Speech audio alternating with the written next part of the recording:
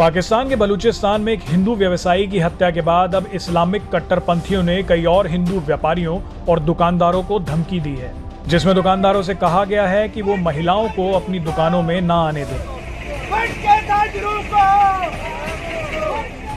इलाके में एक ऐसा पर्चा बांटा गया है जिसमें व्यापारियों, विशेषकर हिंदू दुकानदारों को चेतावनी दी गई है कि यदि कोई व्यापारी महिलाओं को अपनी दुकानों में आने की अनुमति देता है तो परिणाम के लिए वह खुद जिम्मेदार होगा।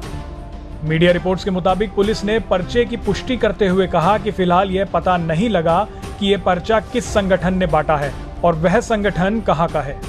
कुछ अज्ञात लोगों ने पर्चा बलूचिस्तान के विड बाजार में एक साइन बोर्ड पर चिपका दिया था और कई दुकानों के अंदर इसकी प्रतियां फेंकी थी।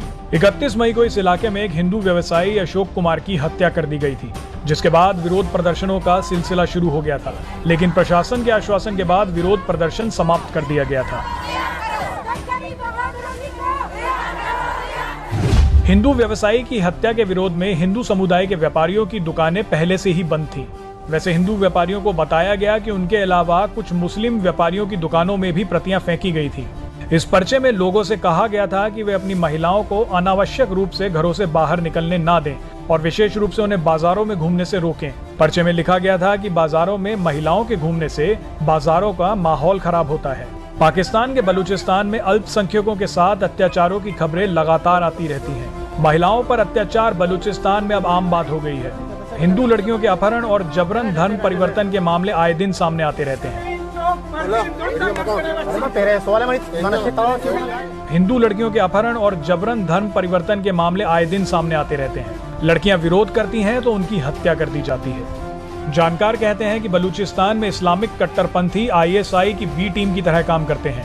वे धर्मनिरपेक्ष मूल्यों को नष्ट करने में लगे हैं और अल्पसंख्यकों को खत्म करना चाहते हैं। पाकिस्तान की आर्मी पर भी बलूचिस्तान में अत्याचार के आरोप लगते रहे हैं। बलूचिस्तान में आए दिन पाकिस्तान के खिलाफ प्रदर्शन होते हैं। वहां के कई संगठनों ने प्रधानमंत्री मोदी से भी मदद की गुजारिश की थी। आपको याद होगा कि बलूचिस्तान में हो रहे अत्याचारों के खिलाफ आवाज उठाने वाली एक एक्टिविस्ट करीमा बलोच की कनाडा में हत्या कर दी गई थी। करीमा बलोच वही हैं जिन्होंने प्रधानमंत्री नरेंद्र मोदी को रक्षाबंधन पर बधाई संदेश भेजा था। श्री मोदी जी, रक्षाबंधन के दिन पे बलूचिस्तान की एक बहन आपको भाई मानकर आपसे कुछ कहना चाहती है। लेकिन सबसे हैरान करने वाली बात यह है कि कट्टरपंथियों के आतंक को झेलने वाली मलाला यूसुफजई बलूचिस्तान में महिलाओं पर हो रहे अत्याचार पर खामोश हैं।